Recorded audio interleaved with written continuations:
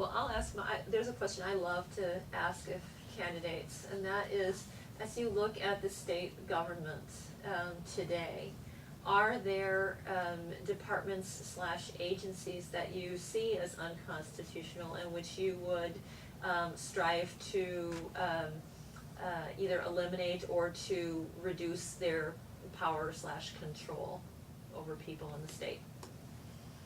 I'll go first for a change. Eliminate everything except the police and courts. That's all you need to protect our rights. Police and courts. Does that make it clear? That's very clear to me. Same for the feds, by the way. All right. I think that our state constitution does have the responsibility for us to educate our K through 12 probably. Beyond that, we probably shouldn't be funding our universities, things like that. And if the universities are going to say, well, what about the students and how are they going to pay for the colleges and things like that? And I guess maybe a question for the university would be is how come the tuition rates are so high to begin with if our students are not doing that well when it comes to tests on a international scale? How come we're not putting out the brightest and best people if we're spending so much more on education than other nations are? So that's one of the things is I would say that one, we need to take care of our K through 12. I think as far as taking care of the environment, most of the Department of Natural Resources is probably not needed. I do believe that we do need to have some sort of enforcement arm because it does talk in there about giving people the right to fish and the right to hunt and all those things in our state constitution but the only limitation that government can put on that is reasonable limits. And I think we need to take a look at the studies and see what is a reasonable limit for how many fish you can catch, things like that. Our state constitution does provide for that, and so I think we do need to have an enforcement arm there. Do we need the full Department of Natural Resources? I don't think so. Will somebody please ask a question about education? In America, there is no education. What a waste. May I comment on that? Government took over education when they were afraid the Roman Catholics were getting control of too much of the education system. We were doing just fine before the government got in. I'm for eliminating the government completely, K to 12 and postdoc and everything else, because it's politicized and it's inefficient and it's expensive, and people, in many parts of the world don't have the government running their schools, and they do just fine. I did a brief study, it took me 10 minutes, using myself as an example of why universities cost so much. When I graduated in '58, engineer got $500. You could get through school for $700 or $800 a year, room, board, tuition, books. Since then, that package of getting through school for a year has gone up 8 times faster than starting salaries. That's why kids are borrowing so much. How could that happen? Why would that happen? If you called college, above 12th grade high school, an industry, it's flooded with money.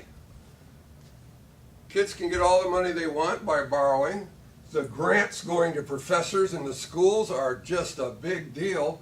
I know personally a professor that Stanford's trying to hire, and there's a bidding war going on, and his salary keeps going up, and if Wisconsin wants to keep him, they got to offer more. They couldn't do that if they didn't have all this money, and it comes from the feds.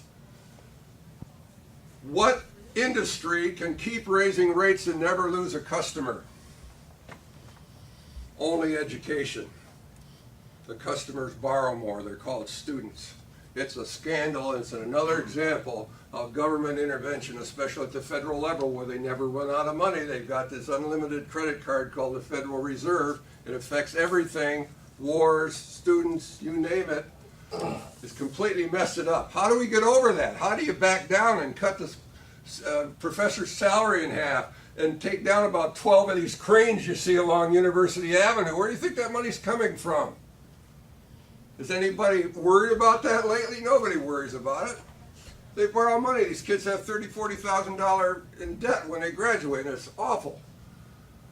That's part of what I'm working on. And I'm trying to minimize the pain of getting out of it. But there's going to be a crash. I don't know if it's in 2 years or 5 years, but there's going to be a crash of the dollar. We're about to lose our reserve currency status, which is the only thing that allows us to keep paying for import. That's why the jobs are going overseas. We can keep buying. We never run out of money. If you had real money, you'd run out. Or they wouldn't take it. We don't want your trash. But we're the world's reserve currency. Very few people know what that means. When India buys coffee from Brazil, they use US dollars. Did you know that? Yes. They don't want rupees and quiveros. What do you do with them? Next, to buy oil from Australia. They all use the US dollars. Now it's getting to be more yen and euros. It used to be 90% dollars. Now it's 60%. That's going to crash. So the education system, especially at the higher level, is another example of how fake money and corruption is hurting us, and it's hurting our kids. Thank you. Response? Yeah, with the education system and us funding that system, I think I do agree that we also do need to allow the private schools to come in and compete against that. And like I said, it's in our state constitution that we do have to fund K through 12. If a constitutional amendment that came up that said, do we want to take that out of our constitution? I would say probably yes. Can I do a follow-up very quickly? Sure. I left out one point. Anybody here for gang theft? Or use knife, gun, take somebody's wallet, go in their house, go in their business? Anybody for gang theft? How about if you use votes? Take somebody else's money with votes. Corporations, the rich. It's how we fund schools. We use property tax. It has nothing to do with whether those people have kids in school. But they're an easy target because they have to register their property to protect themselves. And they tend to be the minority. The richer property owners are the minority of the population. So you get tyranny of the majority passing laws to use property tax to pay for schools. That's immoral. Everybody's used to it. They have slogans like "we all benefit" and so forth. Baloney.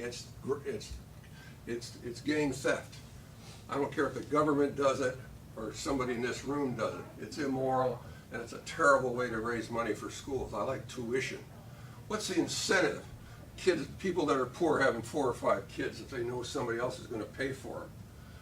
Our incentives are all screwed up because people that are irresponsible or dishonest get bailed out all the time, just like Wall Street. That's what's going on in this country. We've got to get back to incentives and personal responsibility. And as long as you have all this money floating around, you won't, because nobody will stop. Congress loves it, and the receivers love it. You ever hear anybody talk like this before?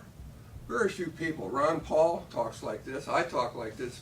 Maybe 5 other people in the country talk like this. We're ringing the bell, folks. Wake up. I hope it makes sense to you. Thank you. Di. How do you think the state should deal with the healthcare bill